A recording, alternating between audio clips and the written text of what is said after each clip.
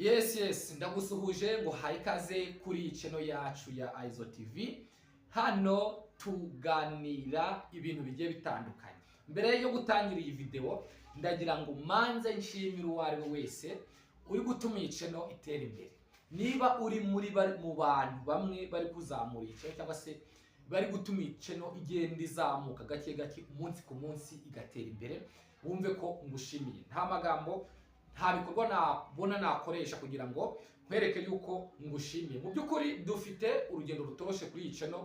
Turashaka kugira ngo iyi channel ive ku rwego iriho, izamuke ikure, igere ku rwego rushimishije. Ntabwo twabigeraho udakomeje kudufasha. Turashaka yuko mukomeza kudushigikira. Ntabwo ndi butinde, mbere na mbere namanje nabashimira ukunda iyi channel, gukora subscribe, kureba ibiganiro byacu. Ibyo nabikoze kandi mu by'ukuri ntabwo nabona uburyo nabereka yuko nabikunze, nabakunze cyangwa se nkunda uburyo mutera inkunga iyi channel. Ibyo namanje nabashimira muri rusange. Ariko reka nkubwire ikiganiro naguteguriye ikiganiro cyiza uyu munsi, ikiganiro uri buze gukunda, ikiganiro cyiza cyane. Nanjye iki kiganiro nubwo ndi kugikora ndikumva mfite akanyamuneza. Iki kiganiro rero nagiteguye neza kandi nagiteguye numva ari ngombwa ko umuntu ushaka kwihangira imirimo, umuntu ufite gahunda yo kuba yashaka akazi, umuntu ushaka kureba icyo yakora, iki kiganiro ndatekereza ko kiri buze kumwubaka. Ngiye kukubwira ibintu nka 15 muri iki kiganiro, cyangwa se ngiye kukubwira ubwoko nka 15 bw'akazi, ubwoko nka 15 bwa business wakora wibereye mu rugo iwawe. Hehe no kujya ku isantre, hehe no kujya mu isoko, hehe no kujya gukodesha inzu kugira ngo ukunde ukoremo. Ntabwo ari ngombwa, ntabwo uzakenera gukodesha inzu iseta. Iseta ubundi ni igitanda cyangwa se naho gukorera. Murajya mubona mu isoko ko hari ibisima abantu baba bari gucururizamo mu isoko. Kiriya gisima rero kiba kiri mu isoko nicyo twakwita stand cyangwa se iseta. Mu by'ukuri kiriya gisima ntibakiguhera ubuntu, birumvikana ugomba kugikodesha. Hari amafaranga ugomba kugitangaho buri kwezi, ndetse n'andi mafaranga agomba kuza buri rimwe nka kabiri mu cyumweru cyangwa se rimwe mu cyumweru, kuko ntabwo wakorera ahantu utatanga amafaranga ay'isuku, ay'umutekano, amafaranga agiye atandukanye nyine. Niba rero uhisemo gukora ubu bwoko bwa business nka 5 ngiye kukubwira, biraza kugufasha kuba wakwicururiza wibereye mu rugo, uri kwikorera n'utundi tuzi, uri kwikurikiranira n'ibyo mu rugo. Ntabwo uri buze kubura amafaranga yo kuba watunga umuryango wawe. Nukora ubu bwoko nka 15 bwa business ngiye kubona kubwira muri iki kiganiro. Ni ubwoko 15 bwa business wakora wibereye mu rugo rwose, ugakurikirana ibyo mu rugo uri gucuruza, wakurikirana ibyo mu rugo uri kwicururiza, uri kwibonera amafaranga. Ntabwo biragusaba kujya ku santere, biragusaba kujya kure gukodesha amazu. Ntabwo ari ngombwa, ntabwo ari ngombwa. Ubwoko 15 bwa business wakora wibereye mu rugo ni ubuhe? Dore ubwoko bwa business 15 wakora wibereye mu rugo. Ntabwo biri bugusabe kujya gukodesha. Uraba wibereye mu rugo ucuruza, uraba wibereye mu rugo uri gucuruza, uri gukora n'utundi turimo two mu rugo. Akazi ka mbere, umurimo wa mbere wakora wibereye mu rugo ni uwuhe? Uwa mbere ushobora gucuruza icyo bita mitiyu. Mitiyu rero ni uburyo ibigo by'itumanaho MTN, Airtel, Tigo n'andi makampani agiye atandukanye y'itumanaho bwashizeho abo bita aba agent, abafatanyabikorwa.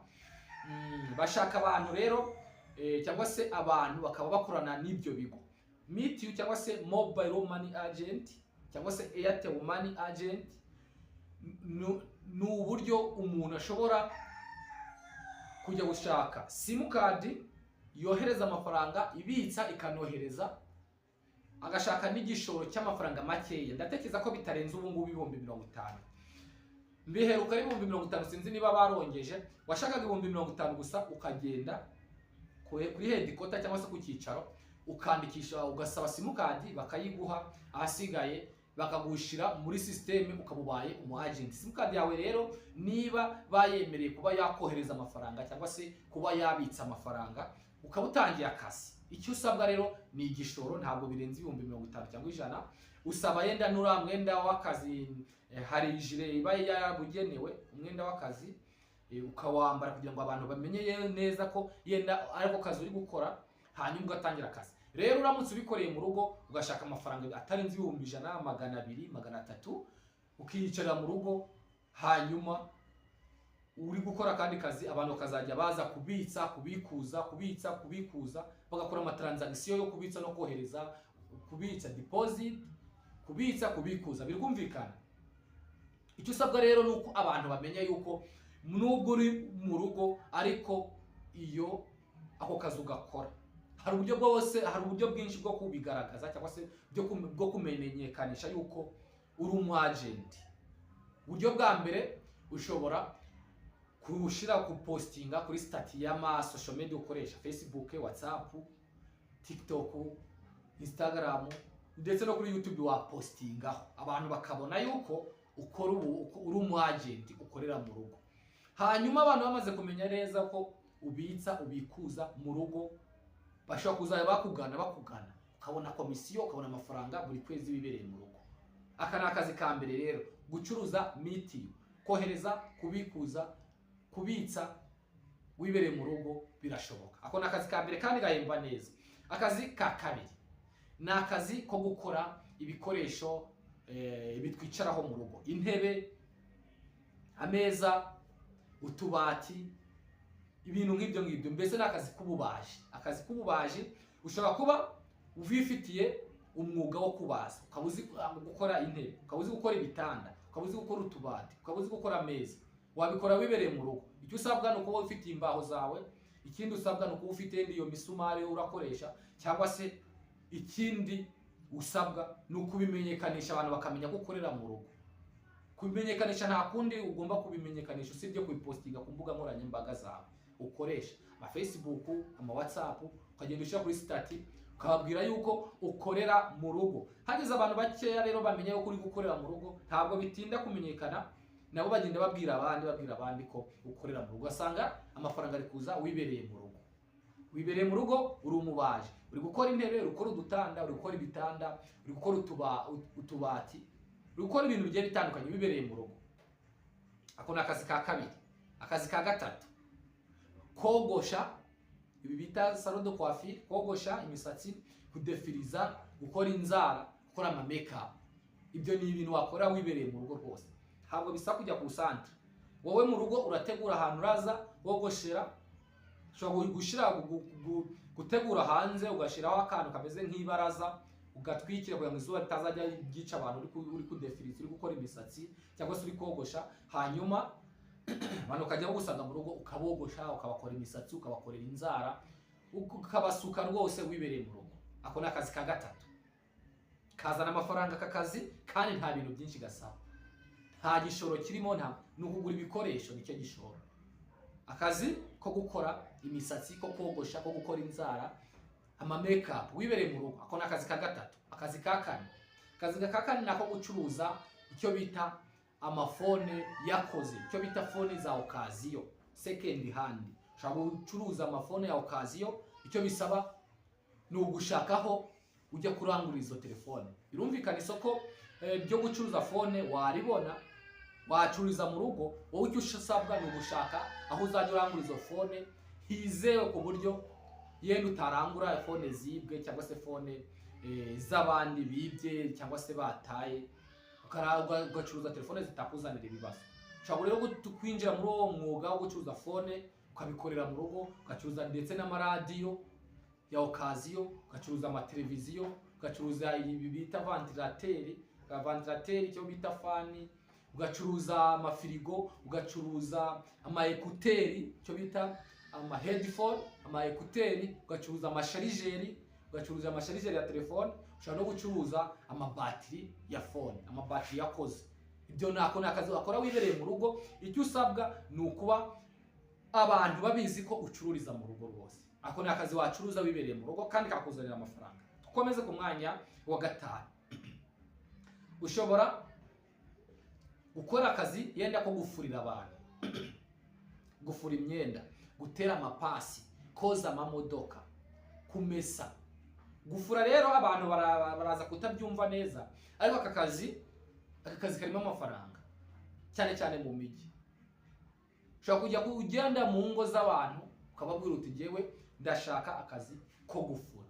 Iyo usabye akazi ko gufura rero, cyangwa se ujye ubwira abantu uti ngiye ndaza kubafurira, ubona isoko rinini. Hari abantu bafite imyenda myinshi yabuze abayifura. Ntabwo ari akazi gasebeje, ni akazi karimo amafaranga. Gutera ipasi, amakositime, kugorora, ako ni wo n'umwuga ukora. Aka ni akazi rero ushobora gukora wibereye mu rugo. Koza amamodoka, cyangwa gukora na kampani yoza amamodoka ukabikorera iwawe, cyangwa se ugashaka abantu muzajya mufatanya, cyangwa se utabikorera iwawe ukajya usanga abantu mu ngo iwabo. Byose ni mu rugo. Ntabwo biri bugusabe kujya gushinga amasetiyo cyangwa se gukodesha aho gukorera. Ni amafaranga araza utiriwe ujya kure. Dukomeze ku mwanya wa 6, gucuruza ibyo kurya. Gucuruza ibyo kurya rero wabicuruza. Hari abantu baba bafite, hari abakozi baba bakora yenda nko muri company, cyangwa se bari kubaka ahantu ni chantier nini, cyangwa se bakorera ahantu mu isoko rinini, ntabwo babona uburyo bwo guteka cyangwa bwo kujya kuri restaurant. Ushobora kubegera ukababwira uti ngewe rero najya mbatekera nkabazana ibyo kurya, nkabazana amateka, nkabasangisha ku kazi, cyangwa se mu rugo iwanjye ni hafi yaho mukorera, mwajya muza saa sita banatetse mukarira mu rugo, banabiteguye amafunguro banayateguye. Ntabwo mujya mubona abantu bacuruza ibigori bihiye bagenda bazengurutsa ku mashansiye. Ubwo ni ubwoko bwo gucuruza ibyo kurya bihiye. Ushobora kubicuruza kubiteka mu rugo rwose, abantu bamenya ko mu rugo uba wabiteguye. Saa sita bava ku kazi, abubatsi, abantu abamotari, abantu bose bakora akazi nyine kabapanze bize, cyangwa se akazi katumye batabona umwanya wo kuba yenda bajya mu ngo zabo kuryayo cyangwa se kujya mu maresitora. Bashobora kuza iwabo cyangwa se byaba ngombwa ukabasangisha mu mafunguro ku kazi kabo. Ni amakampani se runaka, harimo abakozi benshi, ni chantier nini y'ubwubatsi se, ukajya ubasangisha ku kazi kabo. Ubundi bwoko bw'akazi wakora ukabona amafaranga rwose utiriwe ujya gushaka amaseta kure. Amafaranga kaza witonze, kandi aya mafaranga aza neza, aza vuba kandi kuko ufite isoko rinini. Ntabyo kuvuga ngo imisoro, gukodesha inzu, ama stress yani, no. Ubikora wibereye mu rugo kandi amafaranga agahita aza akakanya. Cyo usabwa ni ukubikora kinyamwuga, ukabikora isuku, ukabikora ubikunze, cyangwa se ukageza ibyo uri gucuruza kuba bikeneye igihe cyagenywe, ntubakereze, cyangwa se bakagusanga mu rugo iwawe kandi bagasanga wateguye neza ibyo bakeneye. Ubu ni ubwoko bw'akazi bwo ku mwanya wa 6. Dukomeze ku mwanya wa 7. Iki cyo kirasekeje. Icyo kirasekeje kandi abantu benshi ntabwo barakimenya. Kuba icyo bita content creator. Content creator cyangwa se umuntu utanga ibiganiro ku mbuga nkoranyambaga. Urugero nk'ubu buryo ndi gukora. YouTuber, TikToker, Instagram, Facebook, WhatsApp, imbuga nkoranyambaga zose, social media zose. Niba utaruzi ko izi mbuga nkoranyambaga zishora amafaranga kandi atari makeya, bimenya aka kanya. Niwo mwanya nguhaye kuko ngiye kukumenera ibanga. YouTube irahemba kandi ihemba amafaranga menshi. Umuntu YouTube ashobora guhembwa amafaranga ku buryo na ministre atayahembwa, ndetse na president. YouTube irimo amafaranga. Ni kimwe na TikTok, Instagram, Facebook. Izo mbuga nkoranyambaga zirahemba. Ushobora rero kuza kwipanga akazi, ushobora kuza ugashaka uburyo ujya utanga ibiganiro ku mbuga nkoranyambaga nk'uko kwanjye kuri YouTube. Cyangwa ngo rero nuko ufite ubumenyi bwihariye cyangwa se ibiganiro bifatika uri buze gukonvenka kuza kubwira abantu ibiganiro, wababwira amakuru, wababwira imyidagaduro, wabakorera comedy, wabakorera ibintu bigiye bitandukanye. Cyangwa nuko wigarurira imitima y'abantu bakagukurikira, bagakunda ibyo ukora, hanyuma bajya babireba ukajya winjiza. Ntawe mu YouTube udakorera amafaranga kuri YouTube. Usibye no mu YouTube nanjye uri gukora iki kiganiro ubu ngubu, ntabwo nabikora nta kintu ndi buze gukura. Aka ni akazi. Content creation gukora inkuru, gukora ibiganiro, kwigisha ku mbuga nkoranyambaga. Aka ni akazi keza, ndetse uba wicariye mu rugo iwawe muri salo ukavuga iminota 30 cyangwa isaha, ukauploadinga kuri YouTube, kuri TikTok, kuri Facebook, ukwezi kwashira akakuzanira amafaranga wibereye mu rugo. Nta by'izuba, nta byo kwirukanka, nta byo kuba ngo umusoro, uba wibereye mu rugo amafaranga akajya kuri konti. Aka ni akazi keza rero, utari ukazi nakamenye. Hari abantu babona umuntu ari kuvuga kuri YouTube ngo ariko si gusakuza ibiki, wabuze ibyo ukora, wakubwira ako kazi ari gukora icyo kamwinjiriza. Ibyo nibanga mbameneye rero, ntabwo ndi butinde. Ndi kubabwira ubwoko bwa business wakora wibereye mu rugo, hehe no kujya ku dusantere, hehe no kujya mu isoko ngo ugiye gushaka amazu yo gukodesha. Reka dukomeze ku mwanya wa 8. Kwigisha abana. Ubwo urabigishiriza mu rugo iwabo cyangwa mu rugo rwawe, cyangwa se kubarera, kurera abana no kubigisha. Mujya mubona abantu bigisha ngo cours du soir, ngo isomo ry'umugoroba. Abana bavuye ku ishuri, baratashe bari mu rugo, bigeze ku mugoroba, haje undi muntu ku mugoroba aje kubafasha kwiga, kubanyuza, kubibutsa ibyo bize, kubanyuza, kubigisha amasomo bize, kongera kubahugura. Mujya mwumva ngo cours du soir, amasomo y'umugoroba. Ushobora gukora ako kazi ko kwigisha abana mu ngo iwabo. Cyo usabwa no kugenda ukabwira ababyeyi uti ndabona mufite abana, najya nza kubigisha, cyangwa se ndabona mufite abana, najya nza kubarera. Ako ni akazi keza kanzana amafaranga. Cyo usabwa no kwegera imiryango ifite abana, mukavugana, mukumvikana, hanyuma ukajya ujya kurera abo bana mu ngo zabo, mu gihe ababyeyi babo yenda bari bize cyangwa se batafite umwana, ukabafasha kurera abana babo. Ni akazi keza, ntabwo ari ubucakara, kuko harimo negotiation, kumvikana. Wabikorera iwawe, bakabakuzanira iwawe, ukabasigarana mu gihe ababyeyi babo bagiye ku kazi, uri kubarera cyangwa uri kubigisha, cyangwa se ukabasanga mu ngo zabo. Ako na kazi keza kandi kinjiza amafaranga menshi. Ku mwanya wa 9, ushobora kuba umukomisiyoneri. Umukomisiyoneri rero ni umuntu uranga ibintu biri kugurishwa. Ushobora kuba umukomisiyoneri w'amazu, w'amamodoka, w'ibibanza, w'ibintu bigiye bitandukanye. Ushobora no kuba umukomisiyoneri w'akazi.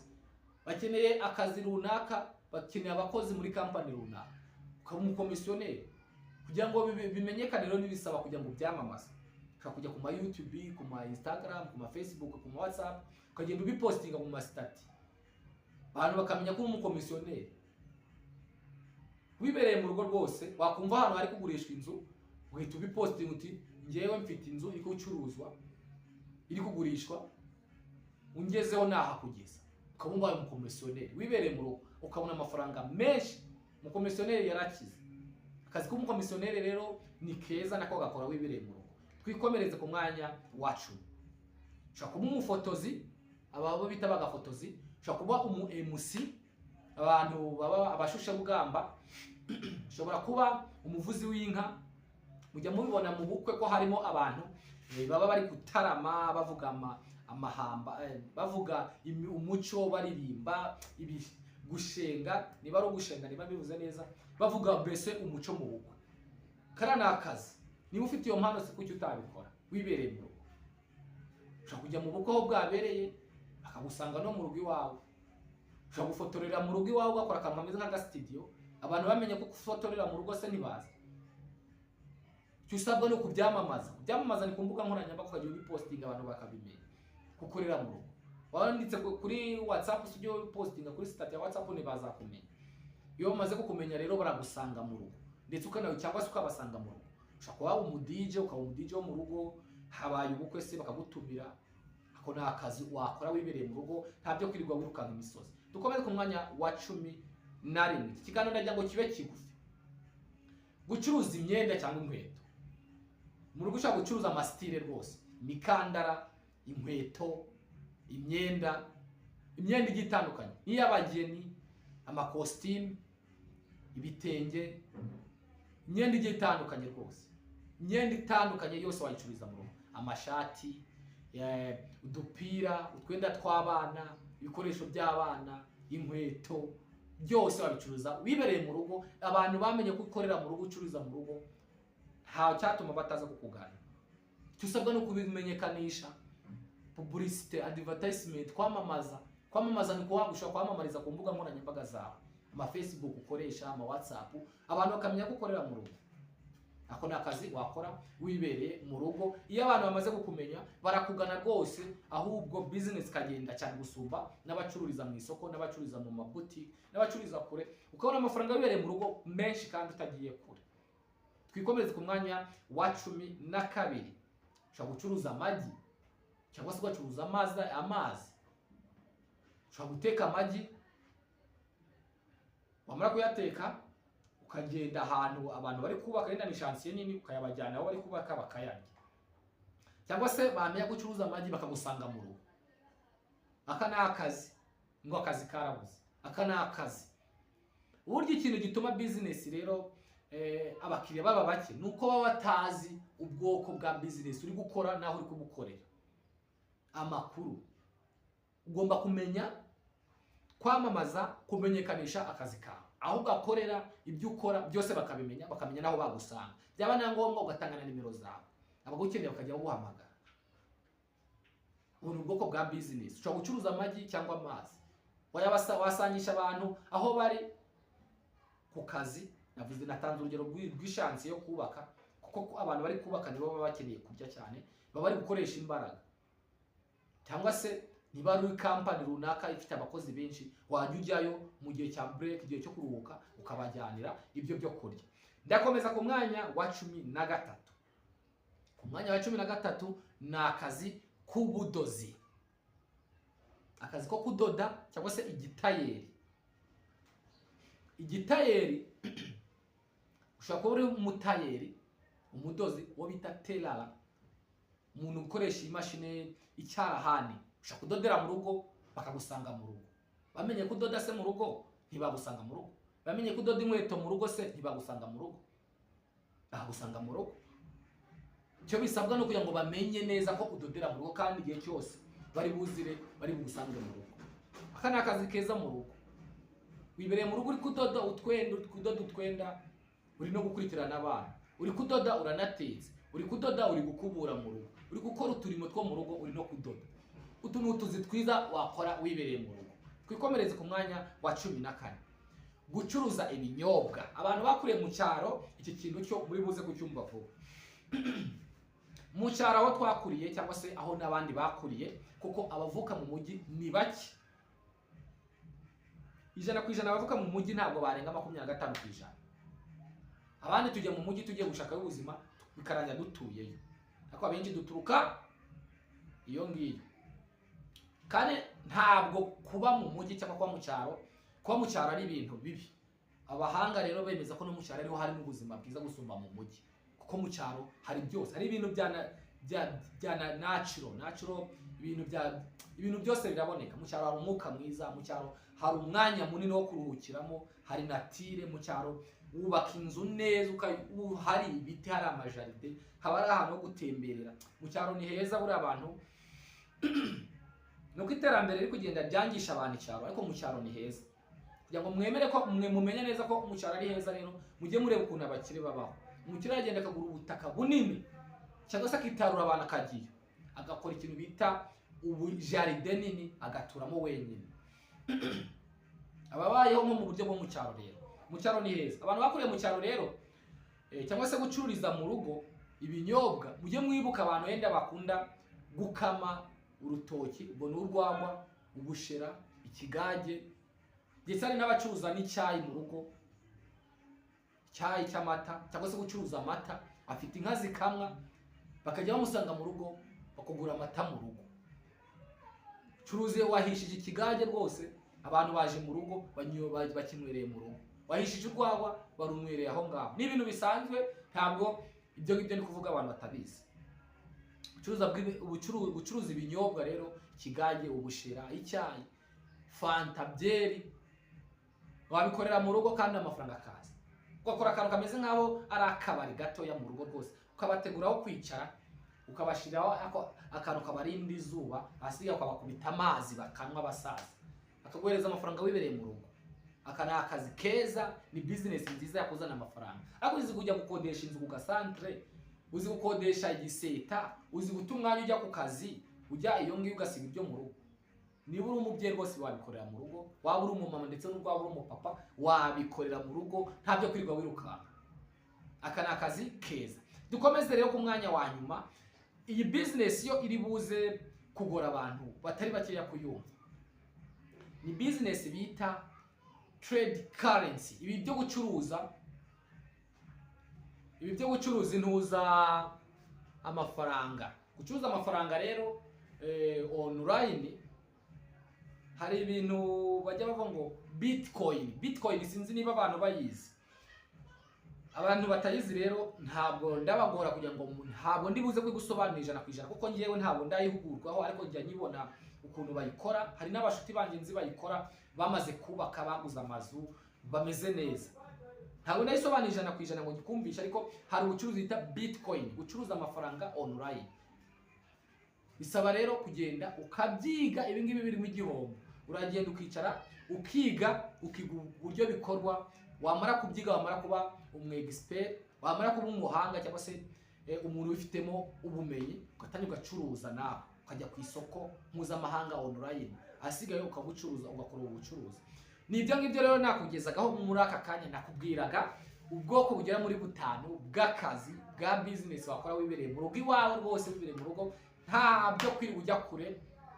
Ugacuruza wibereye mu rugo, ukabona amafaranga wibereye mu rugo, ugakira, ugagafata, ukabona amafaranga yo gutunga abana, ukishyura inzu, ugatera imbere. Akazi ntabwo kabuze, ahubwo mureke dushake ubumenyi, dushake abantu baduha amakuru, baduhugura, batubwira ibyo twakora. Ibi ndabikubwira nk'umuntu ubizi neza, usibye no kubivuga yenda ngo ndi kubikubwira yenda mu buryo bwo n'ibintu mazemo imyaka myinshi. Ngewe ibintu by'ubucuruzi ni ibintu mazemo imyaka myinshi, usibye no kubimaramo imyaka myinshi, biri no mu byo nize mu ishuri. Finance narayize, icyo bita kwihangira imirimo twarabyize. None se niba twarabyize, twarabifatiye umwanya tukabyiga, twabura kumenya ibyo wakora wibereye mu rugo, twabura kumenya ubwoko bw'akazi umuntu yakora akona amafaranga, nubwo yenda ataba amafaranga menshi ariko akamutunga, ntabwo byatunanira. Ntabwo ndatinda, iki cyari kiganiro kikubwira ubwoko bw'akazi ugera muri 15 wakora wibereye mu rugo, hehe no kwirirwa wirukanka imisozi ngo ugiye gushaka ngo iseta ngo inzu yo gukoreramo. Bugerageze. Niba wakunze iki kiganiro, niba wakunze iyi video, niba wakunze ibi nkubwiye muri video, please kora subscribe, sharing iyi video, abantu benshi bayibone, abantu benshi bamenye ubu bumenyi, ubu bwenge, bamenye aya makuru, kugira ngo dukomeze dufashanye mu buryo bwo kuzamurana, kwitezanya imbere, dushake akazi. Kora subscribe rero kugira ngo ibiganiro byacu bizajye bikugereraho igihe tukimara gukora ikiganiro twamaze kucyauploadinga kuri iyi channel, uhita ukibona mu bambere.